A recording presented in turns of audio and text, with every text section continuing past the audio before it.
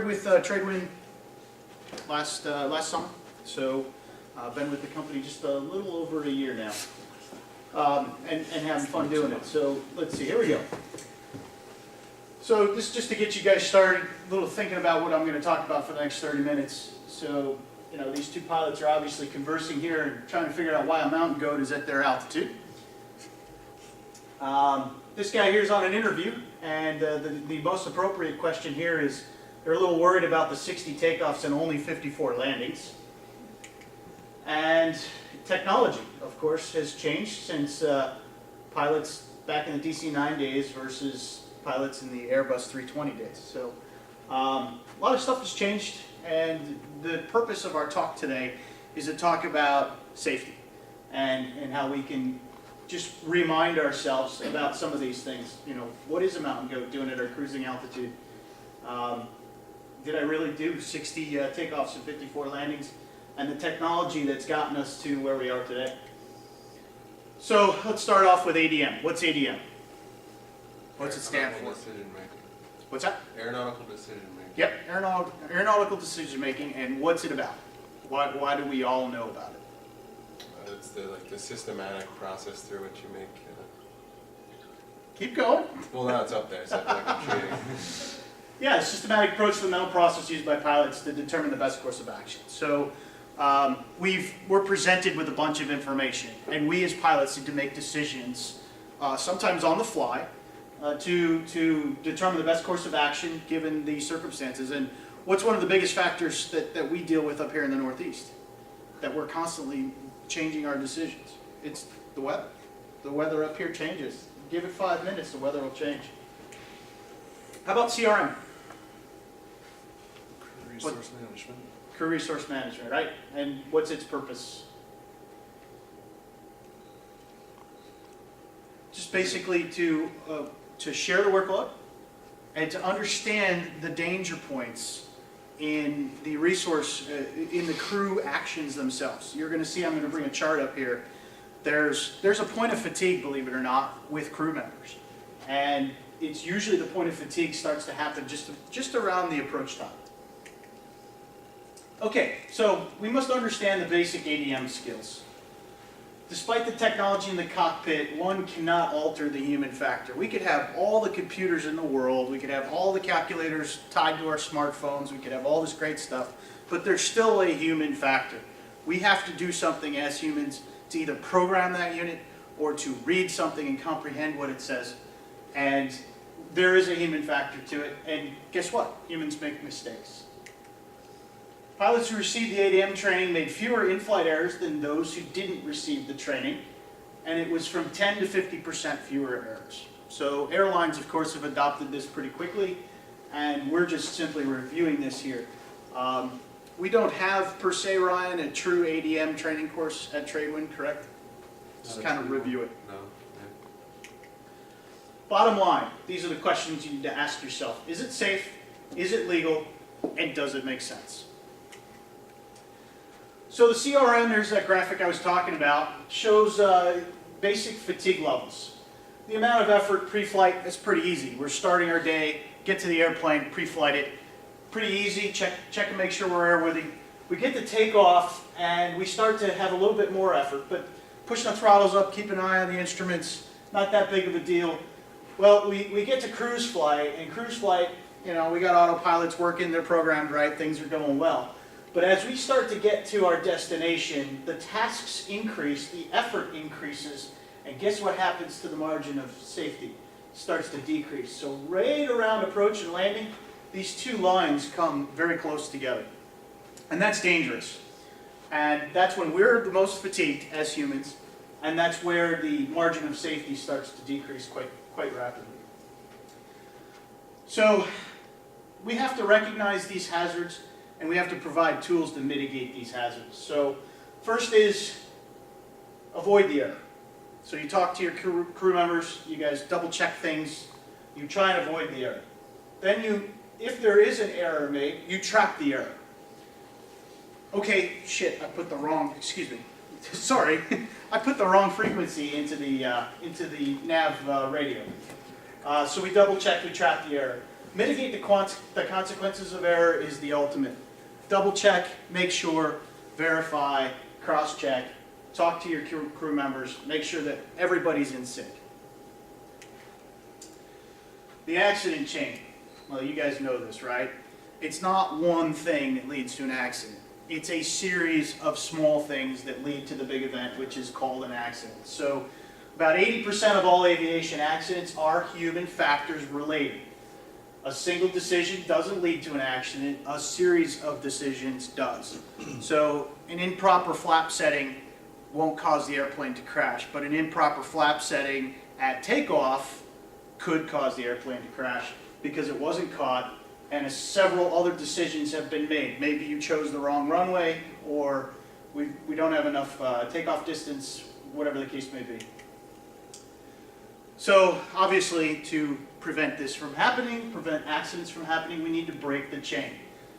So what do airlines do? We put dual pilots in place. Obviously, single pilot workload is high. There's nobody there to chat with. There's nobody there to discuss what your actions are. Flying single pilot IFR is very difficult. A lot of stress on the pilot. Use of checklists, of course. That's what we do routinely. But those of you that fly GA aircraft, you know, if you're out for a Saturday flight, a lot of guys take pride in, oh, I know a checklist, I don't need to use it. But use of checklists will help break that chain. Utilization of outside resources such as flight service, dispatch, air traffic control, etc. Okay, how about the PAVE acronym? You guys remember PAVE? Starts off with pilot status and the acronym I'm safe. So we're checking the pilot. So not only do we pre-flight the airplane, but we're going to pre-flight the pilot before we get to our job. Illness. Am I sick? Am I on any medications? Is there any medications I'm taking that are on the list of do not fly or self-grounding status from an AME? Stress. Well, this one is difficult. We all are under some level of stress. I don't know what happened last night. Girlfriend, I got into an argument with a buddy. The Bruins did horribly. I mean, that's going to give somebody a lot of stress. You gotta bring that up. Alcohol, of course. You know, I don't even need to go into that. Fatigue. Well, we're working a lot of hours here, guys, and this is the busy time up here in the Northeast. Are you fatigued? Have you put in too much time? Did you get home and actually get to bed? What about under this fatigue and medication? What's the draw there that a lot of folks have been using lately? What's that? Red Bull? Red Bull? Okay, so the energy drinks, right? Getting the energy drinks. Well, what does the energy drink do to you? Get you all wired. It's going to get you wired, but what happens after about 2 or 3 hours? Crash. You're going to crash, and you're usually going to crash hard. Well, what about the rest part of it? I don't know if you guys have taken it before, but you've got Lunesta. You've got the drugs that, you know, these by the Tylenol PMs that'll get you to sleep pretty quick. But I know for a fact, because I've used it on my business trips, you take those and you wake up in the morning, it felt like you got hit by a bus. So just keep in mind that, you know, medication and fatigue, be very careful with that, energy drinks, etc. And then eating. Of course, you need to eat right. High sugar, high salt content foods can cause health issues. So check the pilot. Check the aircraft. That goes without saying. Then the environment. So what are we dealing with today? Today's a different day than yesterday. It's going to be a different day from tomorrow. What's the weather? What's the airport? Are we in flight delays? Do we have ground stops? Are our passengers available? Are our passengers ready? At the last discussion we had, the last training class, somebody brought up the fact that, you know, there was Eduardo that was helping us out tremendously on Memorial Day out in the vineyard. He was amazing. He had everything organized. We showed up, bags were here, passengers were here, wonderful. But that doesn't happen every day. So that could add to the stress level that you may be facing. So keep that in mind. And then external pressures. Are we on time? Do we need to make up time? Are we routing around thunderstorms? Are there problems with the airport? You know, what happens when there's a blip in the schedule? How do we deal with it and make sure we can manage it and mitigate it? Decision-making skills. So identify personal attitudes hazardous to safe flight. What that is are you ready to take on the responsibility of piloting an aircraft? If the Bruins lost last night and you're really super pissed off about it, are you going to be focused on what the Bruins are going to do today and reading the newspaper and you're all sweating because you might have placed a bet on a team or something? Or are you worried about safe flight? There are behavior modifying techniques we'll talk about briefly in just a moment. Recognize and cope with the stress, develop risk assessment skills, and use all resources that are available to you. That probably goes without saying because we have a ton of information at our fingertips. And then evaluate the effectiveness of the ADM skills. Okay, so good decisions come from the DECIDE acronym. Detect that a change has occurred. Estimate the need to counter or react to the change. So, weather's bad. We know it's bad. We've been watching it. We've been hearing about it on the radio, on the Tradewind Common Traffic Advisory frequency. So we need to do something to react to the change. What do we need to do? How are we going to file our flight? Is our flight going to be IFR? Is the flight going to be VFR? Are we going to be in trouble when we get to our arrival airport? Choose a desirable outcome for the success of the flight. Okay, if I go IFR, chances are we'll get in. We might be late. If I go VFR, I could get stuck. Could I pick up an IFR clearance somewhere else? Go just fly around the storm? What's the situation? Identify actions which could successfully control the change. In the fact of weather, it's, what's the visibility? Is the airport shut down? Is there no room for us to park on the ramp and they're just going to refuse us? And do the necessary action to adapt to the change. So commit to the decision. And then lastly, evaluate the effect of the action. So there's some pitfalls, of course. We get into trouble, we could scud run. That's always a bad thing. We're never going to do that. The get there-itis factor. So we're running late.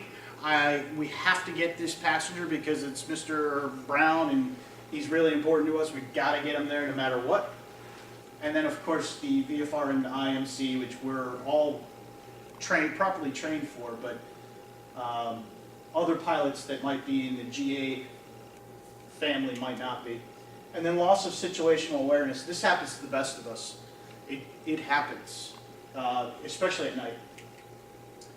And then flying outside the envelope, pushing the aircraft, pushing the people that are on the ground, flying outside the envelope and trying to make up for the losses that you might have had.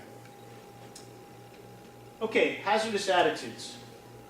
So we've got an experiment coming up on the next slide, but we're going to talk about the 5 hazardous attitudes real quick. Anti-authority, which is basically, don't tell me the rules, I know the rules. Impulsivity, do something quickly. Well, that happened, I have to do this, and I've got to do it now, and you haven't thought it through. Invulnerability, it'll never happen to me, right? I'm good with this, and the FAA won't ramp check me, so I'll do the weight and balance later. And then the macho attitude, I can do it, and I will show them. And then lastly, resignation. Oh well, they're going to come after me anyway. What's the use? I'm just not going to fly. I'm not going to bring these passengers to where they need to be.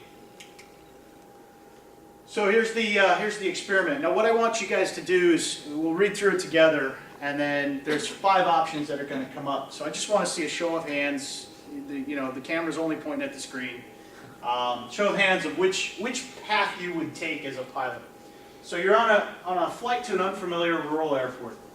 Flight service states that VFR flight is not recommended since heavy coastal fog is forecast to move into the destination airport area about the time you expect to land.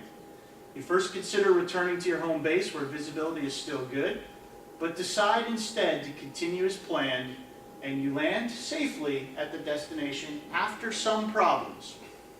Why did you reach this decision?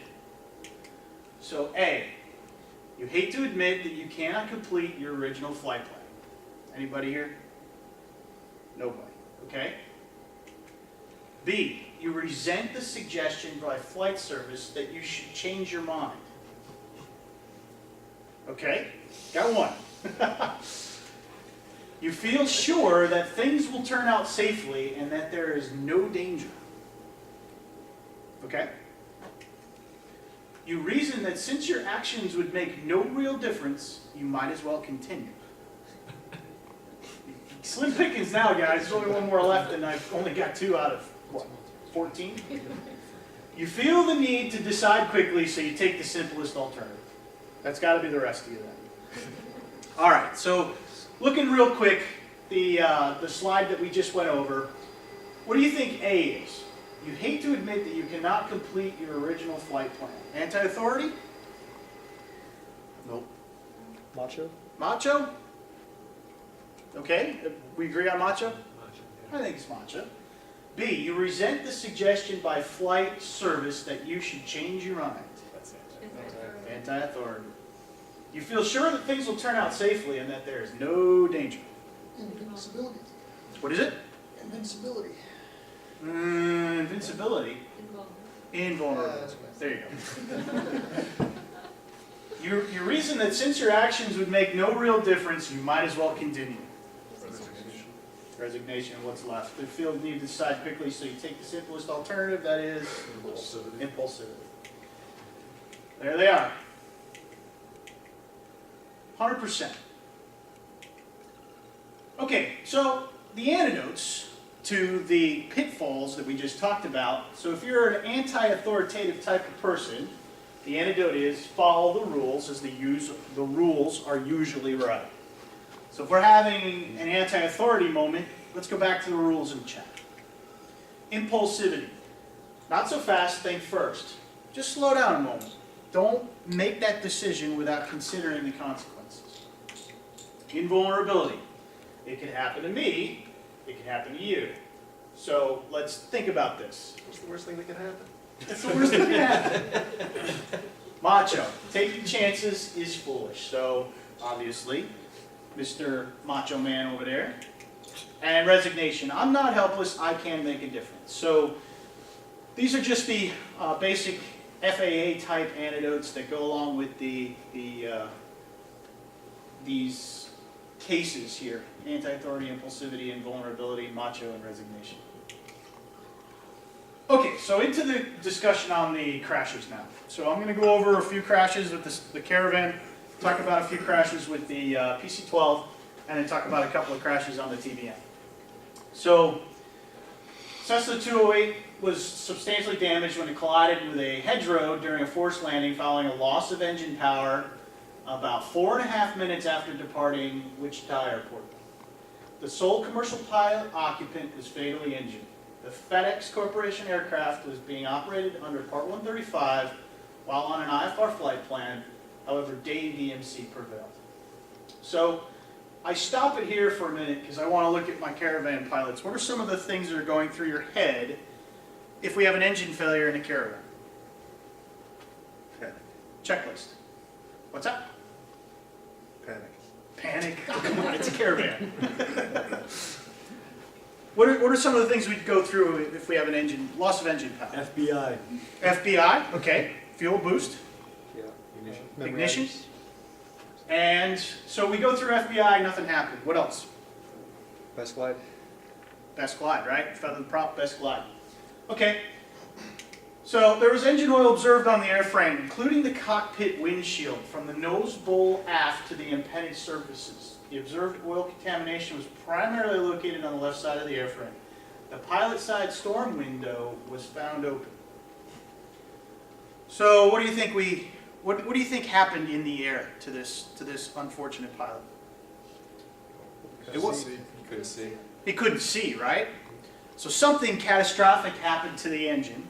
Most likely the backside of the engine blew apart. Oil went everywhere. Windscreen's covered. Pilot's now instantly disoriented. So what's he do? He opens the storm window to most likely try and get his bearings to try and land this airplane. But why did the engine have a problem? The EPL was found stowed. The propeller lever was in the feathered position, which we talked about up here, right? and both the fuel control valves were in the off position. We forgot to mention the fuel, right? We want to secure the fuel before we do an off-airport landing. So here it is. The engine examination revealed a failure of the engine gas generator initiating from a compressor turbine blade separation. That's bad news, man. The whole backside of the engine blew up. And that's unfortunately what happened to the FedEx airplane. He couldn't successfully see, tried to put the airplane down in a field and ended up in a tree, and unfortunately didn't make it. So, you know, something to think about. What if that happens to you? How are you going to get the airplane on the ground safely, especially if the windscreen is covered in oil? Number 2, the purpose of the flight was for recurrent training in the COA. I thought this was good. Tradwind does their own recurrent training internally, so I figured I'd bring it up. While on downwind, the flight instructor, pilot not flying, configured the airplane for a simulated engine failure maneuver. The airplane is about a quarter mile from the runway on a base leg, and the ground proximity warning system announced 500 feet. So we're starting our approach into the airport. The pilot flying, who's the guy that's probably getting trained, turned on to final with an overshot to the runway centerline and continued the descent. At about 150 feet AGL, the pilot added power, but the airplane continued to descend, impacted the runway, and bounced. The pilot recovered from the bounce, departed the runway, and flew the airplane around the pattern. So if you were the pilot, you had a hard landing, what are some of the things that are going through your head right now? Gear failure? Could have problems with the gear. Absolutely. What else? Tires. Tires? Okay. Anything else? You know the answer, Ryan. Okay, so you're going to do something about that, right? As a pilot, you're going to take a look out the window. Let's see what we got before we land the airplane again. Well, guess what? There were a few folks inside that airplane at the time, and the people inside noticed the left wing was bent and the left main landing gear was bent. During the landing, the airplane veered off the runway and came to rest in a grassy area. So, you're stuck. You guys broke the airplane on a balked landing. So, now you've got a damaged airplane. What are you going to do? In this case, the pilot decided, well, we got no choice. We got to land the airplane. But the wing was bent, the gear was bent, and subsequently broke the airplane on the second landing. Number 3, the director of operations reported that after the passengers were boarded, the flight crew noticed a discrepancy in the load manifest and the PIC exited. Tail stand was removed and the tail stand was stowed at the time the PIC exited. The SIC, still in the airplane, instructed the gate agent to put the tail stand in place. However, the agent ignored the instructions and entered the airplane via the aft door with the passengers still on board. Whoop! Tail subsequently tilted downward and sustained a tail strike, which resulted in serious structural damage to the rear of the fuselage bulkhead, not to mention the 9 or so passengers that were inside the airplane that now don't ever want to fly with your airline again. No injuries were reported, a very preventable accident. So, what's the lesson learned here? The PIC exited to go handle a discrepancy. Because he exited the airplane, probably should have secured the tail stand right away and didn't. The SIC, still being in the airplane, did nothing. Gate agents running on board to try and update everybody on what's going on and just threw the weight and balance out and away the airplane went. So, can only imagine what that was like. It's a pretty big dip. And number 4, it's the last one on the Caravans. At 7,000 feet MSL, the pilot heard an explosion followed by metal grinding noise coming from the engine. He felt the airplane vibrate and smoke began to fill the cabin. The engine was not producing any power, so the pilot shut the fuel off and performed procedures to rid the cabin of smoke. This did occur near an airport. So what are the procedures to rid the cabin of smoke? Close the firewall. Okay. You can open up the storm window. Yep. Shut down the fuel on the center console, right? Fuel valves are off. Everything's off. Open the window, maybe the pilot side window. I don't know, you're kind of limited here, right? So he attempted a forced landing to runway 18. The airplane was still too high and fast during the approach, so a forced landing was made to a cornfield off the departure end of runway 18. When the airplane landed, the propeller and left wing impacted the terrain. And I was surprised there were pilots in the other training class that knew of this. Inspection of the engine revealed that the compressor turbine blades failed as a result of blade creep. We had one. Did you? Sierra Golf had it. Did it really? Well, that's what was going on last year? Yeah, 2 years ago. 2 years ago? That was the other version. So there's an SIL on the PT6A, and it basically recommended borescope inspection procedures to inspect the blades for blade creep and fatigue cracks. But this is what's surprising. The airplane's owner reported that he was unaware of the SILs and did not perform the inspection. So a catastrophic engine failure because of a simple inspection that was brought to the owner's attention through the SIL process. So, I mean, this pilot came in that day, pre-flighted the airplane, didn't expect anything to happen, and unfortunately, that's what happened. So, we put a lot of faith in our maintenance folks, and you know, this is, could the pilot have done anything to be aware of that SIL? Probably not. But unfortunately, that's what's left of the Caravan after his off-field landing. What year was that, Brian? This was 3 years ago. 3 years ago. Okay, TBMs. We got TBM pilots here? No. All right, so I'll go through them pretty quick. So basically, you got a TBM that sustained damage when the airplane impacted terrain about 120 feet prior to the approach end of the runway. This happened to be in Ohio. The private pilot and 2 passengers were not injured, but a third passenger received serious injuries. Flight was Part 91, and IMC prevailed at the time of the accident. IFR flight plan was filed. At the final approach fix, the airplane was level at 3,000 feet. Pilot lowered the gear and flaps, began his descent, broke out of the clouds about 1,800 feet, and the pilot proceeded visually to the airport. Winds were a direct crosswind, 190 degrees, 10 knots. That's not so bad. About a half mile from the runway, he thought the airplane was too high, but a few seconds later, the airplane felt like it literally dropped out of the sky. What do you think happened, by the way? Windshield microburst. Either a microburst or he's got a crosswind stall. So the airplane felt like it just dropped. Immediately it added full power and pitched the nose up to perform a go around, but was too late. Left main landing gear struck the ground at about 120 feet prior to the runway threshold. The airplane came to a stop about 120 feet past the runway threshold on the left side of the runway. Now, this is just a heads up to those of you that aren't aware. All of this electronics in our airplane leave breadcrumbs. So the Garmin flash card had all kinds of data stored on it, and they downloaded that flash card. The data indicated that the airplane's airspeed varied from about 71 to 81 knots during the seconds prior to ground impact. Does anybody know what the TBM stalls at? It's got to be pretty close, 71 to 81 knots. The data also indicated that the airplane's ground speed average was about 3 to 5 knots higher than the indicated airspeed during the final approach. And that's what the airplane looked like when he was finished with his approach. This one's kind of sad, and Ryan actually covered a little piece of this earlier.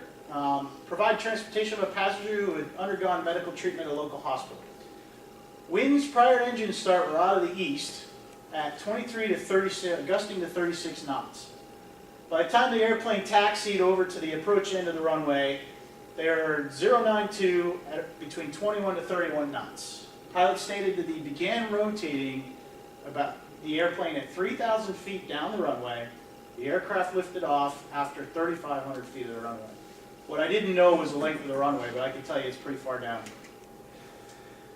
The airplane experienced an aerodynamic stall at about 30 feet AGL, and the left wing dropped before it impacted the ground. So he probably caught a gust. Fatally injured passenger was 2 years and 10 months old. She was being held by her mother during the flight, as she had been on previous Angel flights. So what's the problem there? More than 2 years old. older than 2 years old must be in a seatbelt and belted, right? So this is just a reminder of the CFR 91-107, paragraph 3. Under the age of 2, the only passengers that can be held have to be under the age of 2. Anybody older 2 years old must be in their own seat and belted. So the cause of death was blunt force trauma to the head. And the NTSB reports pilot's improper decision to depart with a pre-existing tailwind and a failure to abort the takeoff, contributing to the severity of the injuries with the pilot's failure to properly restrain the child. So, in the back of my head, is there get-there-itis? What's going on in the back of this pilot's mind to make decisions like that? I mean, we obviously have a windy day. He's getting a tailwind on the runway that he chose. You know, what's going through his head? I don't know. But somebody was obviously in a rush here. I think the regulations too, I mean, if the child was 1, does that make it okay? Probably the child wouldn't have survived. Probably I mean, not. they should all be buckled down, right? There are child seat and the child seat buckled into the You can't hold the child in passenger the seat. car, Right, right? right. So that's unfortunately what the investigators had to deal with the airplane. I mean, wings are completely sheared off. Okay, PC-12. So we got some PC-12 pilots here. Let's talk a little bit about this one. Some of you might know about this. PC-12 Legacy was diverting to Burt Mooney Airport in Butte, Montana, when it crashed about 2,100 feet west of runway 33 in Butte. The pilot and 13 passengers were fatally injured. The airplane was substantially damaged by impact forces and a post-crash fire. The airplane was operating as a personal flight under CFR Part 91. VMC prevailed. So, the NTSB determined the probable cause of this accident was pilot's failure to ensure the fuel system icing inhibitor, such as PRIST, was added to the fuel before the flight on the day of the accident. We use PRIST everywhere here, right? So, he's out there, he's flying this this PC-12, most likely up at altitude, and maybe the cause of this crash was due to the fact that he forgot to put PRIST in. The failure to take appropriate remedial actions after a low fuel pressure state resulting from icing within the fuel system and a lateral fuel imbalance developed, including diverting to a suitable airport before the fuel imbalance became extreme. I've got a graphic coming up on this, but PC-12s, how do you handle the fuel balance? We have an Auto balance. It's auto balanced? Okay, but if you have an icing freeze up, how does the auto balance start to work? The pipe on one wing is frozen. Because then you're getting fuel from the other one. Okay. All right. Loss of control while the pilot was maneuvering the left wing heavy airplane near the approach end of the runway. And so this is the graphic of the airplane. So we start having some trouble. He's on an approach. Notice that he's got a couple of airports here. Butte is up in the left-hand corner. Bozeman's off here, but he's got 3 suitable choices. So starting at 1330, here's his fuel quantities, just 3/4 across the board. 5 minutes later, what's happening to the right side fuel tank? We're starting to burn off the right side, and we're starting to balance fuel back into the left side. What's happening here another 5 minutes later? We're slowly approaching half tank on the right, and fuel is increasing on the left. 5 minutes after that, we're almost half and almost full. And you can see here, within 40 minutes of the initial fuel issue, he's almost full on the left side and almost empty on the right. And so at this point, we're at 14:15, he's trying to make it to Butte. And this is when the airplane just starts to roll because it's way too heavy on one side. How can you even have that much fuel on board with 13 passengers? It's a good question. He's 3/4 full, and this is obviously much into his flight, right? Yep. And unfortunately, that's what the airplane looked like upon its crash landing. Okay, another one, PC-12. While flying IMC 800 feet above the airplane's service ceiling of 30,000 feet and no ice conditions reported, the pilot reported to air traffic control that he lost his panel.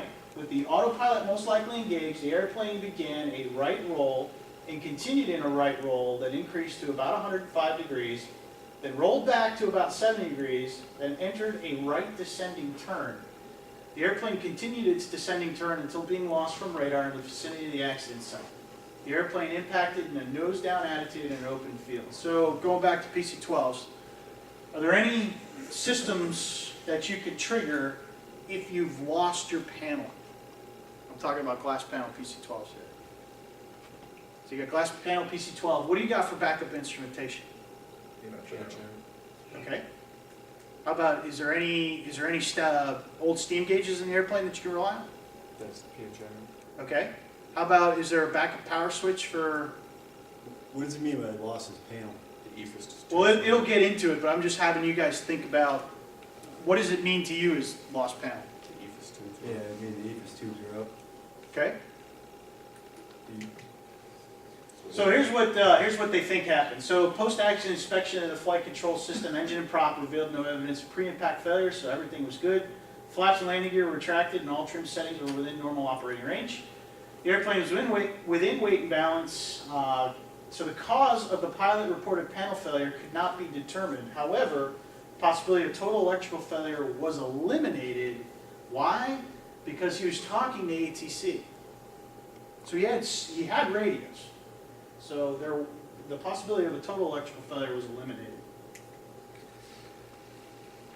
Proper pilot corrective actions identified in the POH following the failure most likely would have been to have restored flight information to the pilot's EFD. Additionally, a standby attitude gyro, compass, and the co-pilot's EFD would have been available for attitude reference information, assuming they were operational.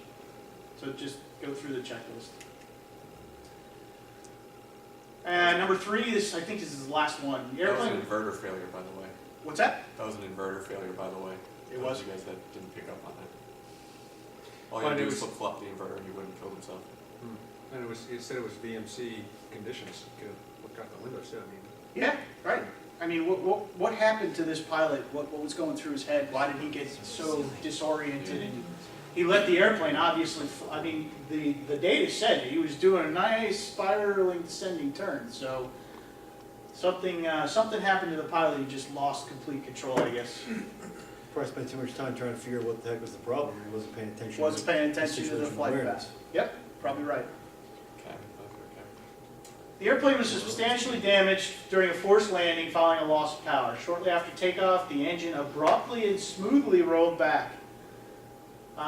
Movement of the power control lever had no effect. The pilot stated that the use of the manual override, the MOR system, did not restore engine power. He secured the engine and executed a forced landing on a roadway. So your emergency checklist, guys, for PC-12, does that all make sense? We lost, the engine started rolling back just after takeoff. Does all that make sense? Sure. Okay. Data downloaded from the accident aircraft indicated that the recorded engine ITT temps exceeded published limits during the event. The post-accident engine inspection revealed turbine damage consistent with an over-temperature event. The inspection also revealed a leak in the compressor discharge pressure, the CDP sensor, bellows within the fuel control unit. The leak prevented the bellows assembly from responding to the throttle inputs and resulted in the fuel control unit providing minimum fuel flow to the engine regardless of the throttle setting. So following this accident, an improved fuel control unit design, which incorporated more robust bellows and design, blah, blah, blah. But basically this was a problem with the fuel control unit, and Pilatus issued a updated fuel control unit to mitigate that problem. What was the relevant updated information regarding the MOR? Where, He At torched. the very it. bottom, the last line. Yep. That's where the over temperature. So it also updated information regarding the manual override system. So they went back into their checklists and updated the information resulting to the MOR system. That was developed because of this accident. Yep. The training procedure was also changed because of this accident. There was no training procedure on the MR. It was PCL full Forward. forward, and then it said use MOR, Yeah, so Yep. they changed to obviously now idle. because there was no training With also. the high temp too, we obviously just dump the fuel on. Yep, exactly. So, that's it. That's all I had for you guys. So hopefully I got that done within the time frame I was supposed to. Any questions, comments, suggestions? I mean, I kind of talked to Ryan when he first started pulling this together. I said, why don't we do something on accidents? I don't know if this was worth it for you guys to go through some of this, or if it was bogus. I mean, just let me know. No, it's good. Cool. Thank you. Any questions for Brian? Anything you guys want to add or comment? Personal experiences?